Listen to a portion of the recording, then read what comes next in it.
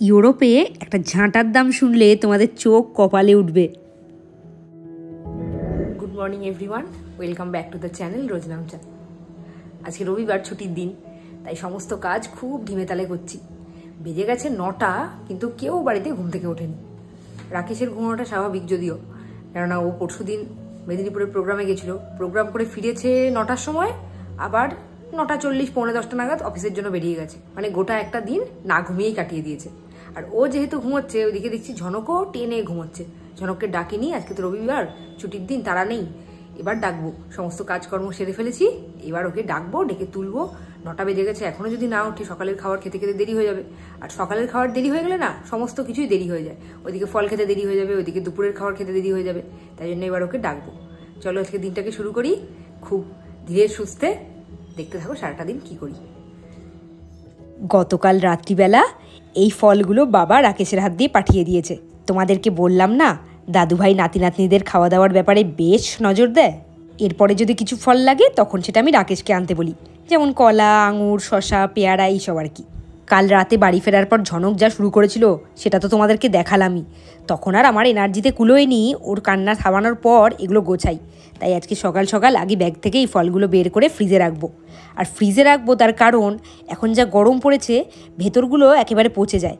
ডালিমগুলোর ওপরগুলো পরিষ্কার থাকে, মনেই হয় না ভেতরটা পচা, কিন্তু ভেতরটা পচে যায়। আর ইদানিং ফলের যা দাম বেড়েছে, একটা ফলও যদি নষ্ট হয় খুব গায়ে লাগে। তাই জন্য ভাবলাম ফ্রিজেই রাখি কোনো রকম জায়গা করে। ফ্রিজে আগের কিছু লেবু ছিল, সেইগুলোকে বের করে নিই, নাহলে সেইগুলো তলাতেই থেকে যাবে, নতুনগুলো কাটা হবে। এই ফ্রিজের ড্রয়ারটাতে আমি যে শুধু ফল রাখি এমনটা নয়, ঝনকের জন্য যে সবজিগুলো কিনি সেইগুলোও রাখি। ওই জন্যই জায়গাটাতে এত চাপাচাপি হয়। ব্যাস, গোছানো আমার হয়ে গেছে।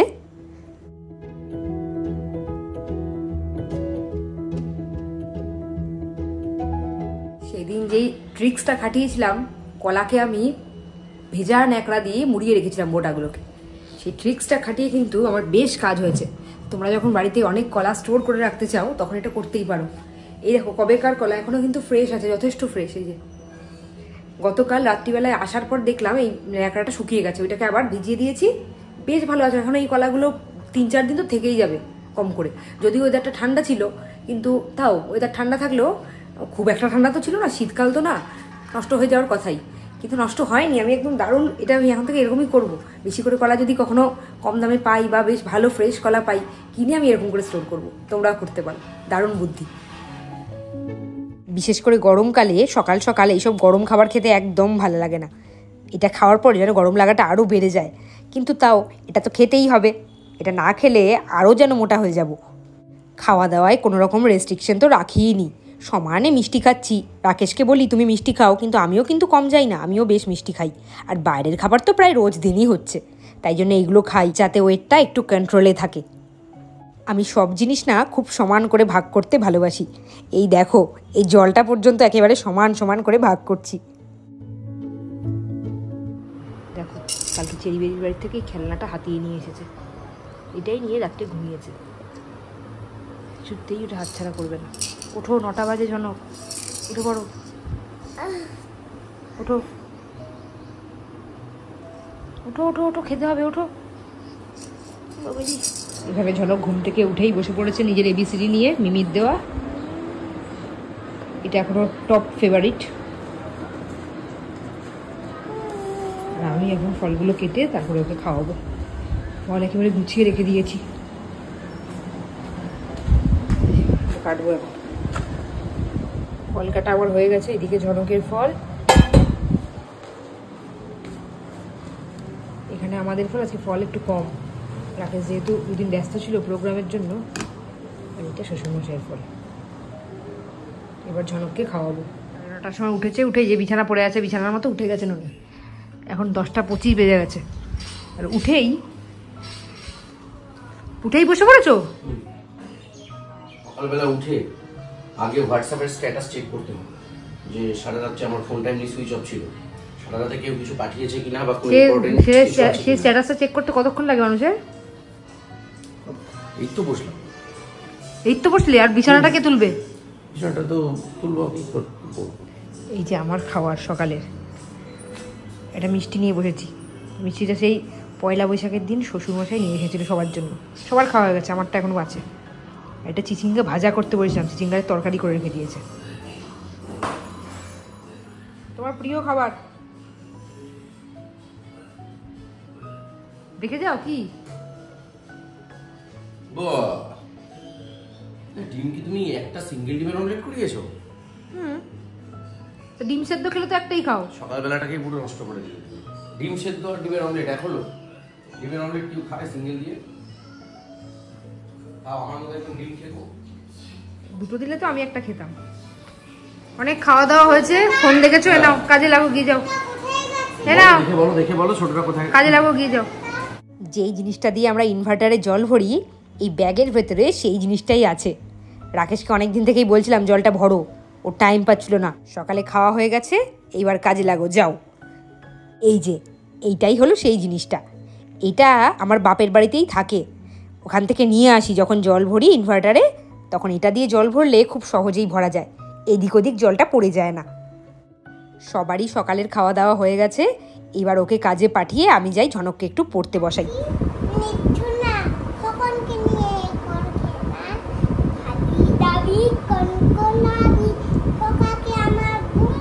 ভেরি গুড, এবার মেঘের কোলে রোদ এসেছে।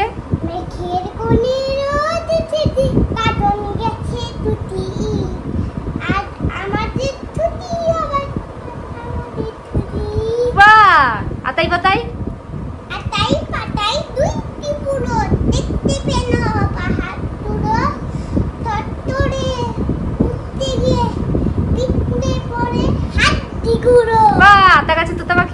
গতকাল রুমদের বাড়িতে ওকে রাইমসগুলোই প্র্যাকটিস করিয়েছি। আজকে ভাবলাম একটু ছড়াগুলো নিয়ে বসি। আসলে ওর পরীক্ষা শুরু হবে 22 তারিখ থেকে, হাফ ইয়ারলি, আর প্রথমেই ওরাল পরীক্ষাগুলো, তাই জন্যই আগে যেগুলো ওরালে আসবে সেগুলোই পড়ানোর চেষ্টা করছি। মোটামুটি যেগুলো ওরালে আসবে সেগুলো পড়িয়ে দিয়েছি, এবার ভাবলাম একটু লিখিয়েও দিই। এই দেখো, অ লিখতে বসিয়েছি, ব্যাকা তেরা এসব লিখছে।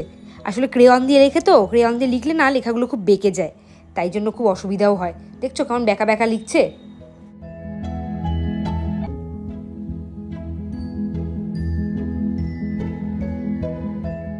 ছুটির দিন থাকলেই ঝনকের রায় দিদি আর বৃন্দা দিদি আসে ঝনকের সাথে আর ঝনকের দিদিভাইয়ের সাথে দেখা করতে।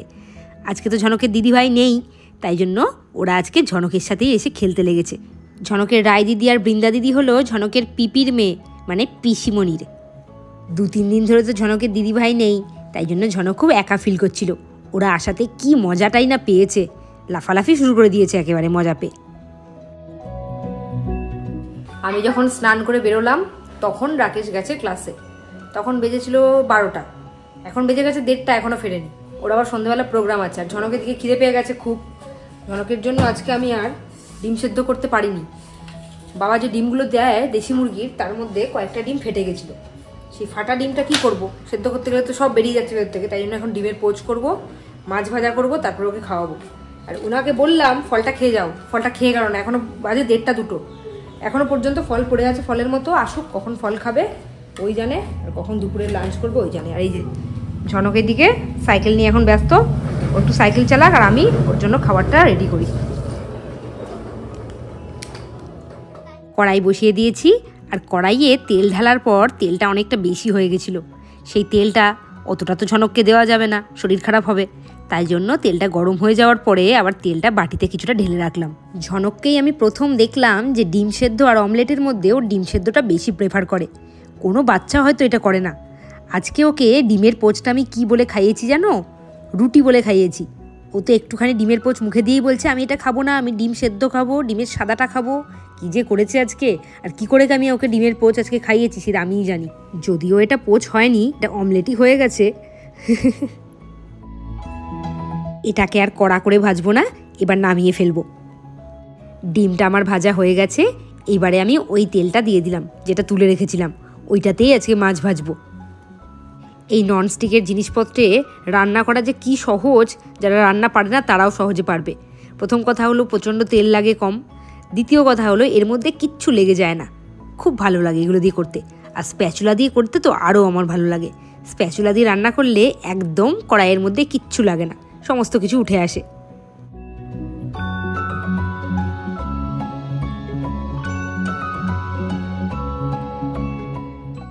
ঝনককে তো খাওয়ানো হয়ে গেছে, আর এদিকে আমাদেরও খাওয়া দাওয়া কমপ্লিট। খেয়ে দিয়ে এসে দেখি ঝনকবাবু এইরকম করে ঘুমিয়ে পড়েছে। অন্যান্য দিন তো আমি বিছানা করে দিই, তারপর শোয়ে। না পড়েছে জামা, না পড়েছে ডাইপার, আর না খেয়েছে জল, কিচ্ছু করেনি, ওষুধটা পর্যন্ত খায়নি। আর কিভাবে শুয়েছে দেখতে পাচ্ছ, একটু সরলেই পুরো নিচে। গতকাল রাত্রে গেছিলাম দুধ আর দই কিনতে। রাকেশের খুব ইচ্ছে হয়েছে আইসক্রিম খাবে, তখন কেনা হলো। কালকে রাত্রে আর খাওয়া হয়নি, আজকে খাওয়ার পর খুব ক্রেভিং হচ্ছিল, তাই জন্য আইসক্রিমগুলো বের করেছি। এখন দুজন দুটো সাবার করব।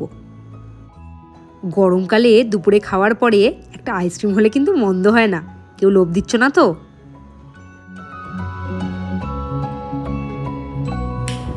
এখন এইভাবে আইসক্রিম খেতে আমার বেশি ভালো লাগে।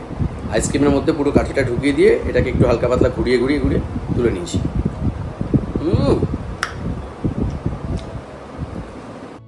অনেক দিন পর আজকে আবার তোমাদেরকে একটু আয়ারল্যান্ড থেকে ঘুরিয়ে আনি। এই দেখো, এইটা হলো একটা লিফি রিভার। লিফি রিভার মানে কি বলো তো? আমাদের যেমন শহরের মাঝখান দিয়ে গঙ্গা বয়ে গেছে, ওইখানেও এটা তাই। ওই দেখো, নদীর মাঝখানে কি সুন্দর একটা পালতোলা নৌকো এসে দাঁড়িয়েছে।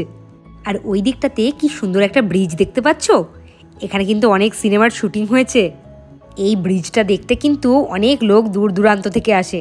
আর এই নদীটাই কিন্তু অনেকটা দূরে গিয়ে সমুদ্রের সাথে মিশেছে। আর এই দিকে মায়ের সাথে একবার দেখা করে নাও সবাই, কি সুন্দর শীতের পোশাক পরে ঘুরে বেড়াচ্ছে। আর আমরা এখানে গরমে একেবারে অস্থির হয়ে যাচ্ছি। ওই যে দূরে কোলাচ্ছ না বাবার সাথে, ওই যে দূরে একটা ব্রিজ দেখালাম, এইটা কিন্তু সেই ব্রিজ না, এটা কিন্তু একটা অন্য ব্রিজ। আর ওই দেখো, সেদিনকে তোমাদেরকে দেখিয়েছিলাম না, ওইখানকার বিখ্যাত পাখি সিগাল একেবারে লাইন দিয়ে বসে আছে। দেখো, ওইখানকার সৌন্দর্য দেখলে একেবারে মুগ্ধ হয়ে যেতে হয়। আমাদের এখানে গরম, গ্যাঞ্জাম, লোকজনের চেঁচামেচি, আর ওইখানে দেখো সমস্ত কিছু কি সুন্দর শান্তভাবে হয়ে যাচ্ছে। তোমাদেরকে এখানে একটা মজার জিনিস দেখাই। ওই যে দূরে একটা বিল্ডিং দেখতে পাচ্ছ, কেমন বেঁকে আছে? ওইটা কিন্তু বেঁকে যায়নি, ওইটা ওইভাবেই তৈরি। কি সুন্দর লাগছে না? আর তার পাশেই সেই ছবির মতো সুন্দর ব্রিজটা।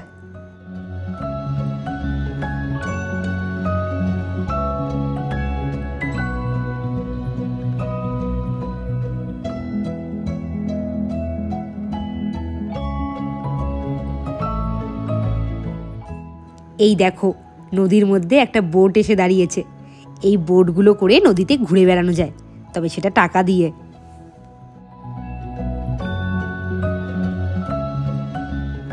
এই জায়গাটা হলো অফিস পাড়া।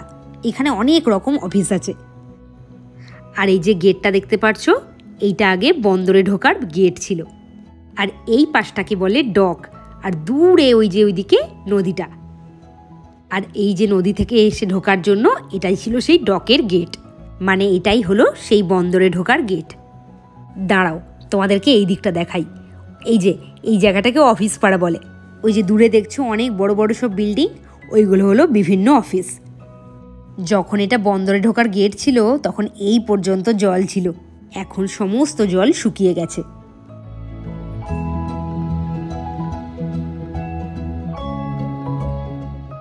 এখানকার সমস্ত কিছুই যেন সুন্দর। স্ট্রিট লাইটটা দেখো, দুটো কঙ্কাল যেন হাত ধরে যাচ্ছে। তোমাদেরকে তো আগের ভ্লগে অনেকবারই বলেছিলাম লুয়াসের কথা। ওই দেখো দূর থেকে একটা আসছে। ওইখানকার মানুষজনের মধ্যে কোনো মাথা গরম নেই, কোনো ঝগড়াঝাটি নেই, কিচ্ছু নেই। আসলে সব কিছুই সম্ভব ওয়েদারের জন্য। ওয়েদার ঠান্ডা তো মাথাও ঠান্ডা, আর আমাদের এখানে ওয়েদার গরম, তাই মাথা তো গরম হবেই। এইবার তোমাদেরকে দেখাই ওইখানকার সুপার মার্কেটে এইখানকার জিনিস কিভাবে বিক্রি হয়। এই দেখো, কচু, এঁচোড়, সজনে ডাঁটা, সমস্ত কিছু কেমন প্যাকেট করে করে বিক্রি হচ্ছে, দেখেছো? এই দিকটাতে আবার ওল, আম, নারকেল সমস্ত কিছুই বিক্রি হচ্ছে। এই সুপার মার্কেটটার নাম ইউরেশিয়া সুপার মার্কেট। এপাশে আবার কি বিক্রি হচ্ছে দেখো, দই বড়া, উপমা, ধোসা, জিলিপি, কত কিছু।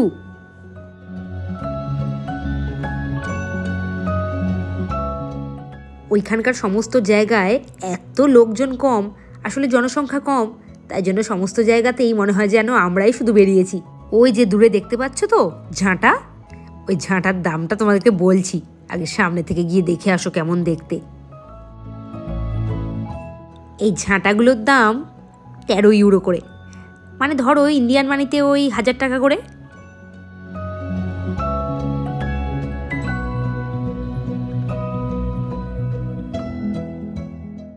তোমাদেরকে এবার আরেকটা মজার জিনিস দেখাই। ওইখানকার মানুষ ওপেনলি ড্রিঙ্ক করতে বেরোয় এই গাড়িগুলো চড়ে।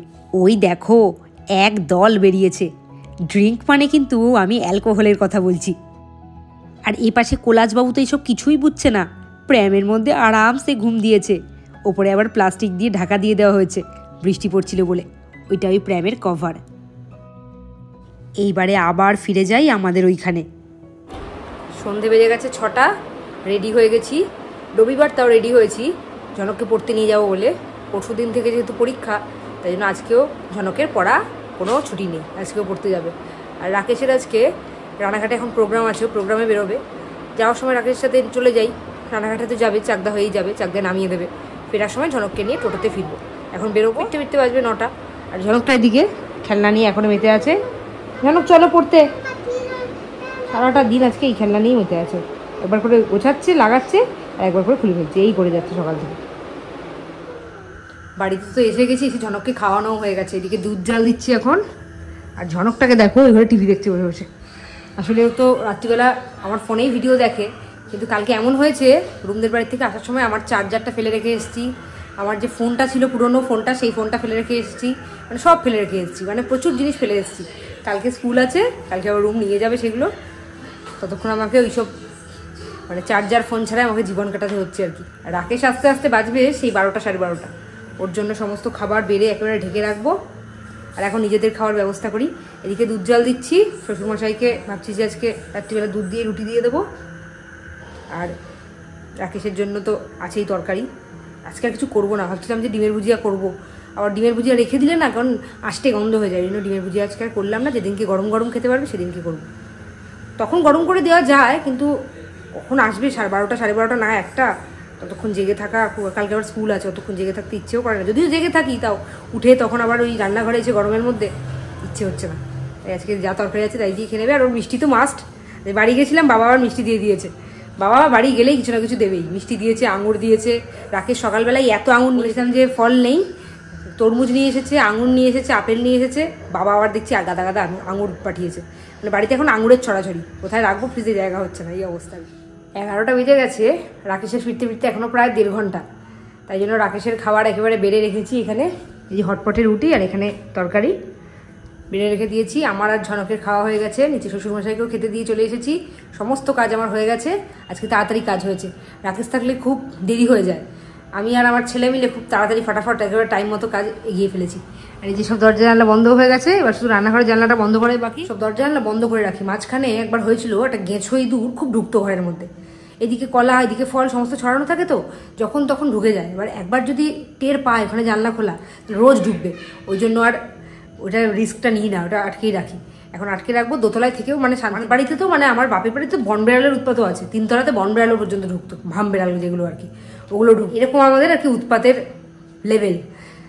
এখন আর কিছু করার নেই, জানলা দরজা বন্ধ করেই রাখতে হবে। সকালে উঠে আবার খুলবো। আজকে ব্লগটা শেষ করে দিই। রাকেশের সাথে আজকে আর রাত্রে দেখা হচ্ছে না, আবার কালকে দেখা হবে। সবাই ভালো থেকো, সুস্থ থেকো।